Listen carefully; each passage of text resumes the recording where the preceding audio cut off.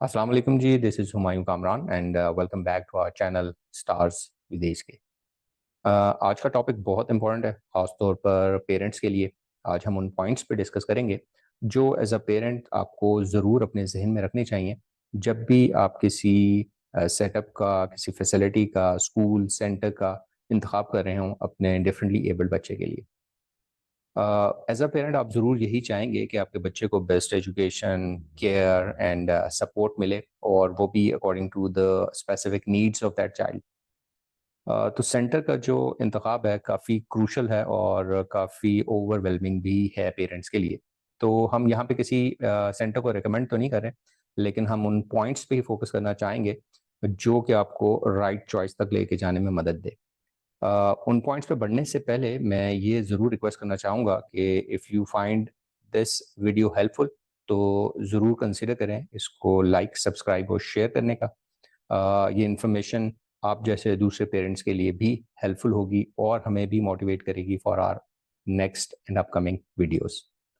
तो चलते हैं आज के सेशन की तरफ और आज की वीडियो की तरफ और बढ़ते हैं उन पॉइंट्स की तरफ जो कि आपको हेल्पफुल हो सकते हैं।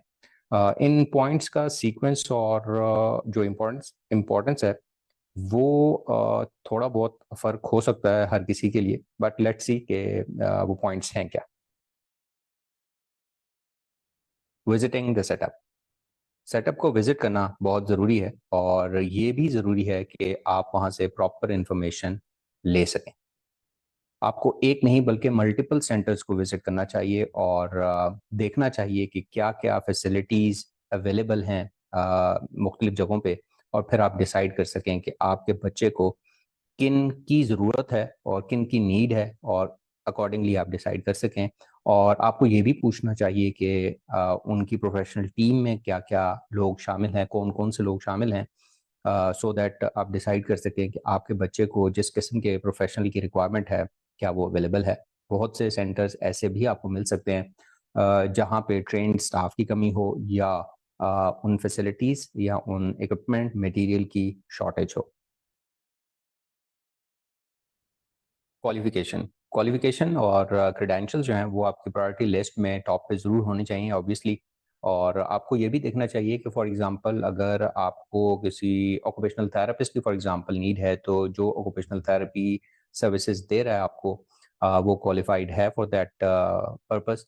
और दूसरा ये कि आप प्रोफ़ेशनल्स की डिग्रीज़ के बारे में भी सवाल कर सकते हैं, और मेरा नहीं ख़्याल कि किसी भी जेन्युइन प्रोफ़ेशनल को इस पे बुरा मनाने की कोई ज़रूरत है। क्योंकि हमने बहुत से प्रोफेशनल्स के इंटरव्यूज़ किए हैं और उनमें से बहुत से ऐसे भी हैं जिन्होंने अपने सेटअप पे अपनी डिग्रीज़ ऑलरेडी डिस्प्ले की होती हैं। सो आप उनसे पूछ सकते हैं।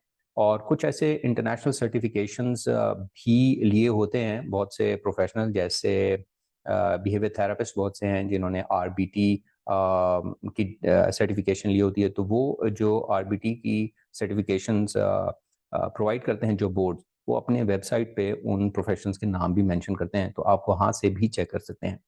और यहाँ पे एक चीज़ और बहुत इम्पोर्टेंट है जो कि कुछ लोग मिस भी कर सकते हैं, वो ये कि बहुत से ऐसी सर्टिफिकेशंस हैं जो कि इनके लिए ज़रूरी है, बाइंडिंग है कि वो अंडर सुपरविज़न काम करें। तो उनका कोई ना कोई सुपरवाइज़र होता है जैसे आरबीटी। तो आप का ये हक है कि आप पूछ सकते हैं कि उनके सुपरवाइज़र के बारे में आपको इन्फॉर्मेशन होनी चाहिए। और मेरा ख़्याल है कि जो इन सारी बेसिक इन्फॉर्मेशन को जो प्रोफ़ेशनल हाइड करने की कोशिश करे, आपको अवॉइड करने का हक है, because at the end decision तो आपका ही है। Experience and training.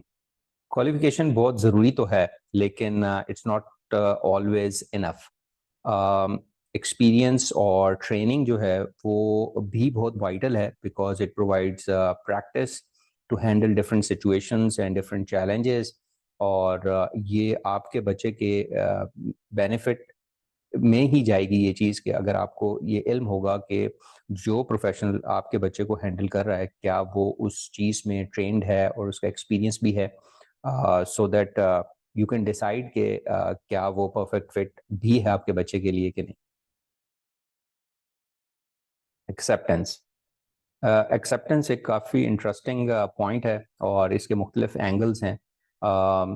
फर्स्ट इसका ये एंगल है कि पेरेंट्स की एक्सेप्टेंस बहुत ज़रूरी है। जब तक पेरेंट्स अपने बच्चे के चैलेंज को, उसकी कंडीशन को एक्सेप्ट नहीं करेंगे, उस पे काम स्टार्ट करना, फोकस करना बहुत मुश्किल है। And similarly acceptance of the centres, from the centre, from the class, from the therapist, और ये भी बहुत इंपॉर्टेंट है, क्योंकि इसके बगैर भी आगे गोल्स को अचीव करना बहुत मुश्किल है। So overall acceptance from the environment, ये भी बहुत इंपॉर्टेंट है, इसको भी आपको ज़रूर देखना पड़ेगा।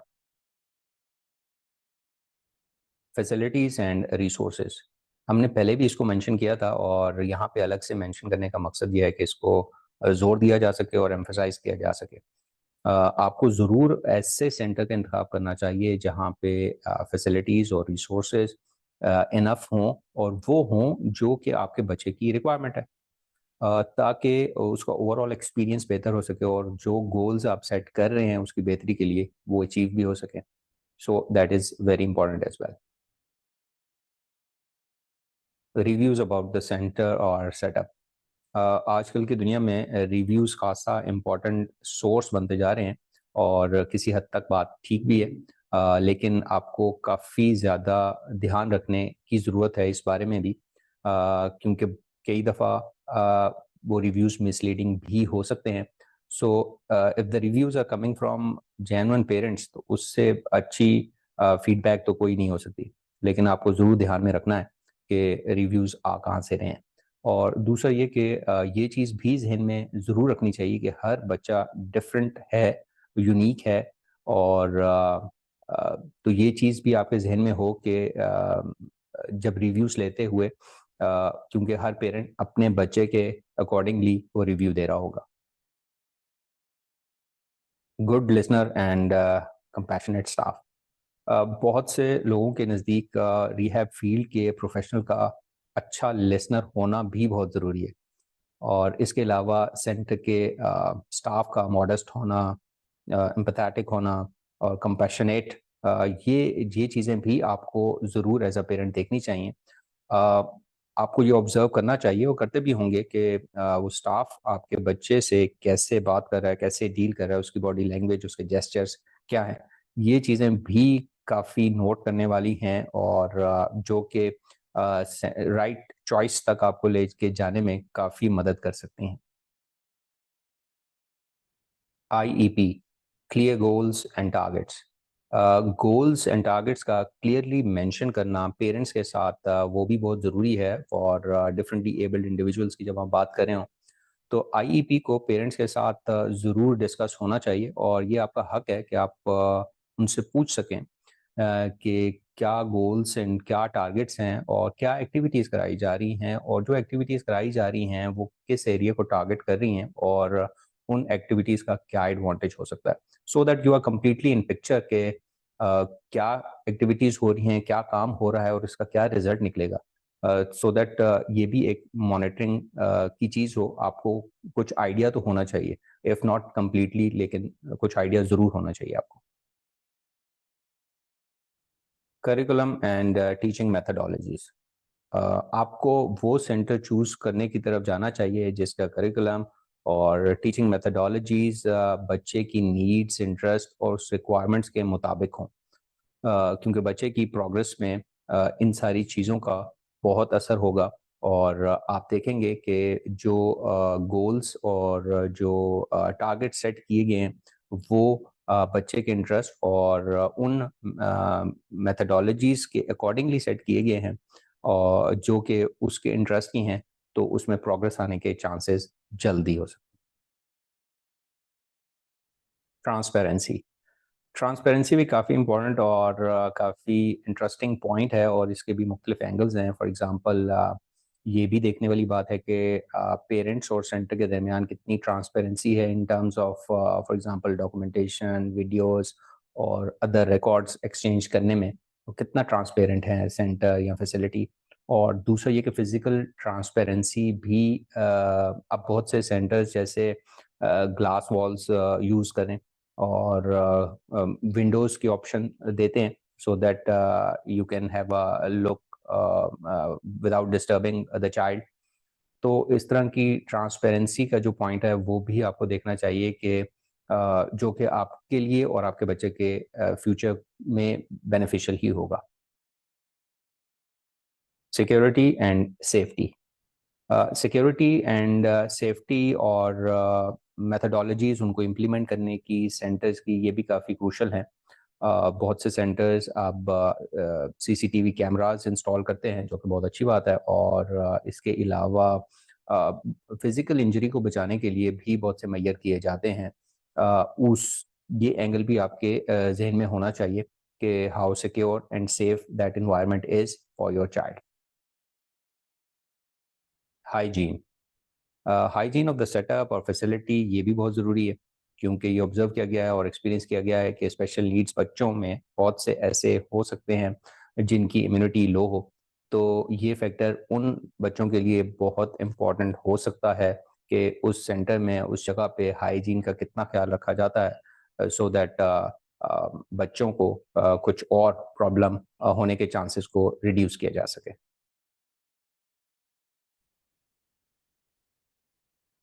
Sessions observations.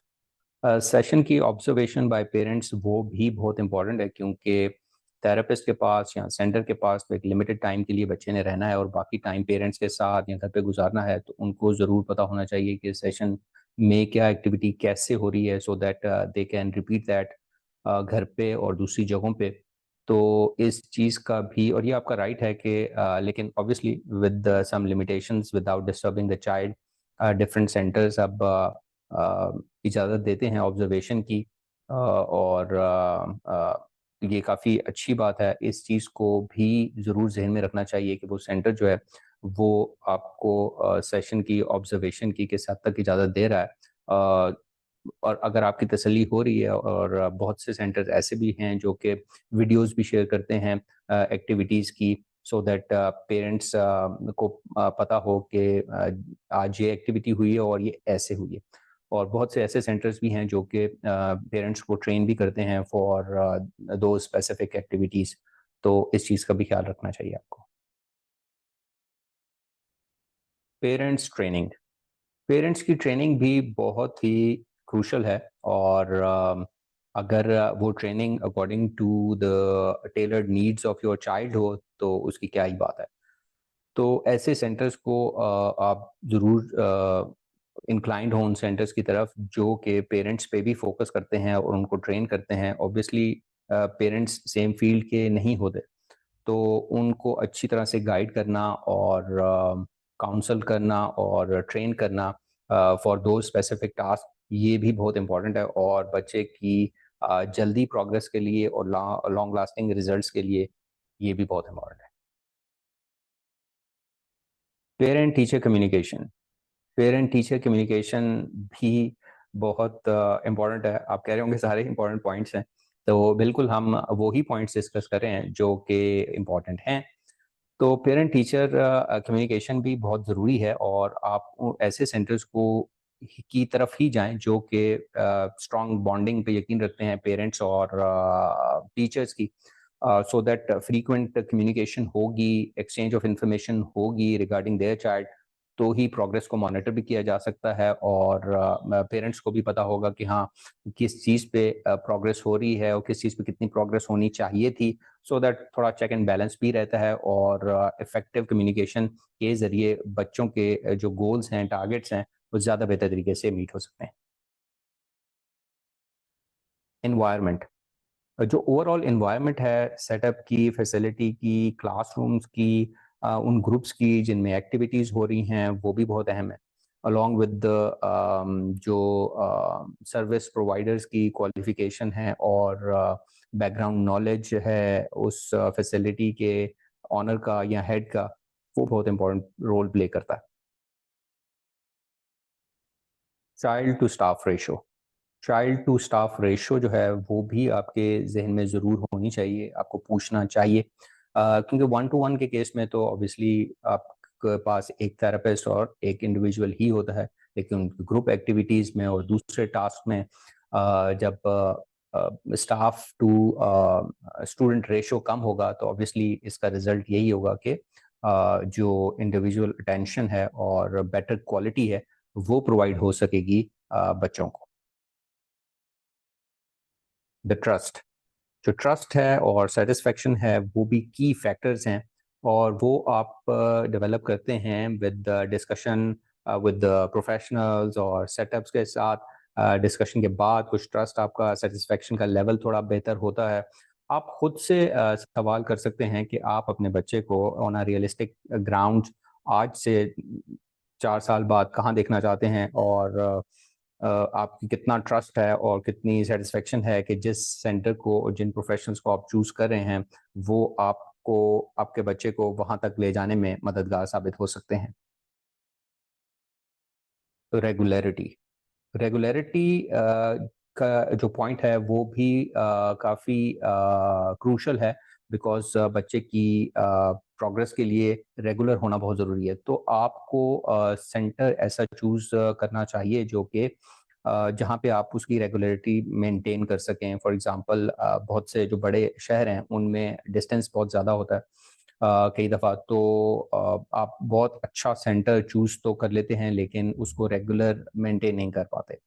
तो सेंटर को चूज़ करते वक़्त ये चीज़ भी आपके ज़हन में हो कि जो आपकी ट्रांसपोर्टेशन है वो भी आपके ज़हन में आप रखें कि इसको हमने रेगुलर मेंटेन करना है क्योंकि जितना रेगुलर होगा वो इंश्योर करेगा कि आपके बच्चे की प्रोग्रेस को और बेहतरी को और फ्यूचर के जो गोल्स एंड टारगेट सेट हुए हैं उन तक पहुँचने में भी। Don't rely only on the out, ये चीज़ भी पेरेंट्स को अपने ज़हन में रखनी चाहिए कि आउट पे ही सिर्फ फोकस नहीं करना, और चीज़ों पे फोकस करना है जो आपके बच्चे के अराउंड रिवॉल्व करती हैं। हमने बहुत से पॉइंट्स डिस्कस किए हैं, कुछ पॉइंट्स अभी आगे भी डिस्कस करेंगे। उन सारी चीज़ों को आपने ज़हन में है तब जाके डिसाइड करना है for the betterment of your child. Relationship with the child और इंडिविजुअल, कुछ ऐसे पॉइंट्स हैं जो कि ऑब्वियसली एक मीटिंग में, एक डिस्कशन में तो नहीं असेस हो सकते। ये भी उनमें से एक पॉइंट है। लेकिन कई दफ़ा ऐसा होता है कि जो प्रोफेशनल है वो टेक्निकली तो बहुत कॉम्पिटेंट है लेकिन समहाउ बच्चे के साथ उस तरह का रेपो बिल्ड नहीं कर पाता या रिलेशनशिप डेवलप नहीं कर पाता। तो obviously for that particular child उस प्रोफेशनल का इतना अच्छा रिजल्ट नहीं मिल सकता। तो ये लेकिन उसको थोड़ा-सा ऑब्वियसली टाइम चाहिए और आपको ये चीज़ भी ज़हन में रखनी चाहिए कि उस इंस्टीट्यूट को, सेंटर को या उस प्रोफ़ेशनल को आपको इनफ टाइम देना चाहिए कि वो उस रिलेशनशिप को बिल्ड भी कर सके। सेटअप एंड एम्प्लॉयी रिलेशनशिप, ये भी बहुत इंटरेस्टिंग पॉइंट है बिकॉज़ आपको ये भी ऑब्ज़र्व करना चाहिए, देखना चाहिए कि सेंटर का अपने एम्प्लॉइज़, अपने स्टाफ के साथ बिहेवियर कैसा है।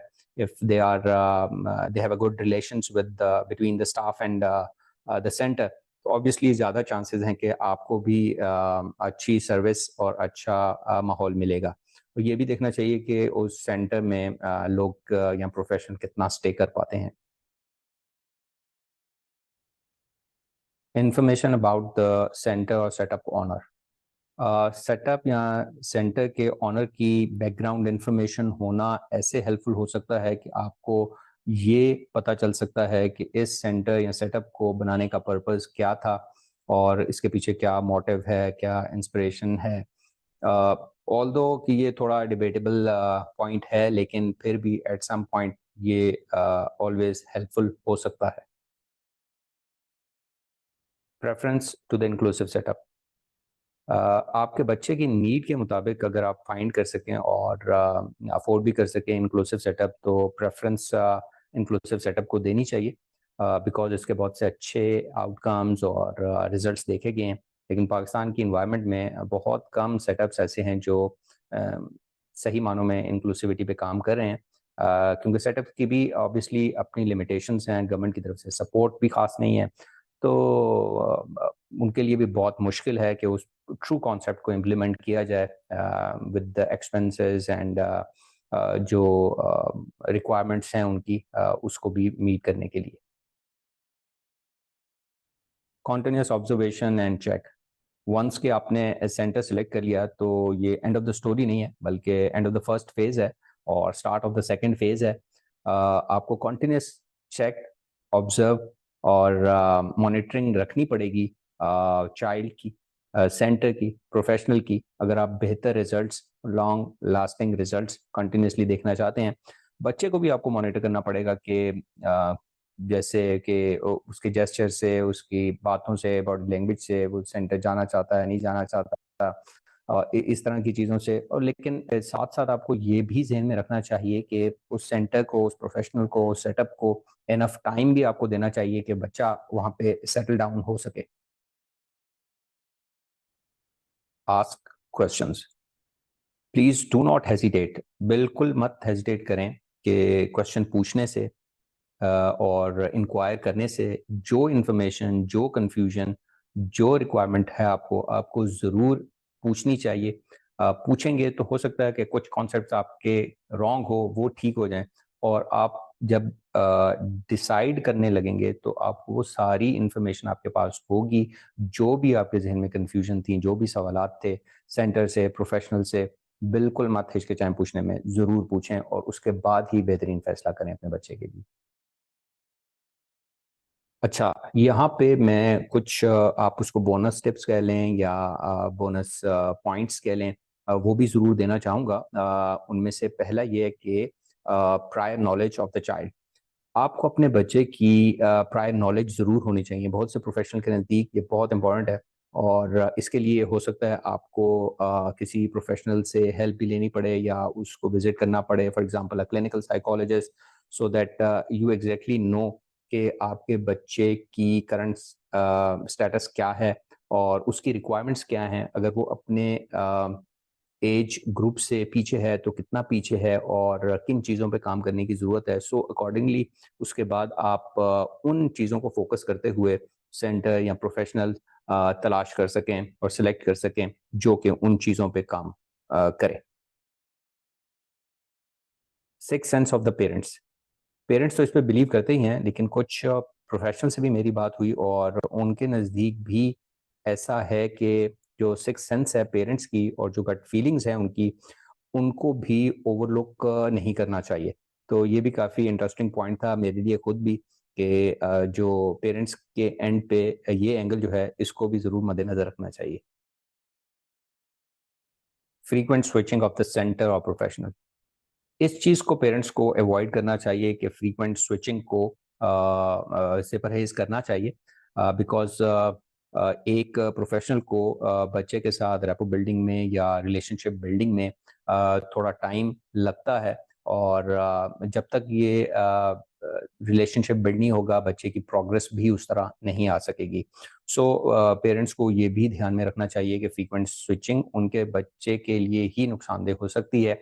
लेकिन इसके साथ-साथ हम ये भी समझते हैं कि बहुत सी टाइम पे जो स्विच करना है, वो भी ज़रूरी हो जाता है क्योंकि बहुत से और फैक्टर्स हैं प्रोग्रेस के हवाले से जो कि मीट नहीं हो पा रहे होते, तो फिर स्विचिंग ही एक ऑप्शन रह जाता है।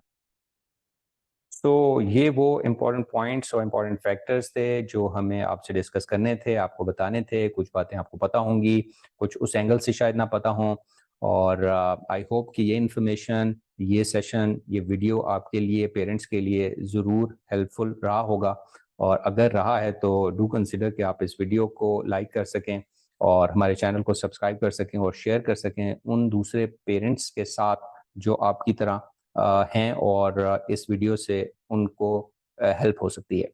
So thank you very much for watching जी और इंशाल्लाह नेक्स्ट सेशन में एक नए टॉपिक के साथ आपकी खिदमत में दोबारा हाज़िर होंगे। Until then take care and अल्लाह हाफ़िज़।